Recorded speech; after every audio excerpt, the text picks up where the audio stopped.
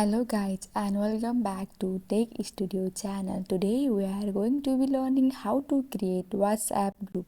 Creating a WhatsApp group is a simple process. Follow these steps to create a WhatsApp group. First of all, open the WhatsApp. You will be taken to the chats tab which shows your recent conversation and look for the three vertical dots in the top right corner of the screen. After that, tap on the three vertical dots in the top right corner of the screen.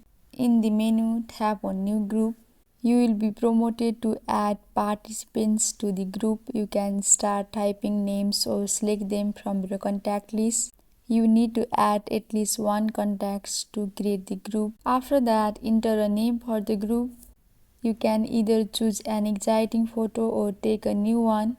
In camera icon. After that, tap the check mark icon to proceed.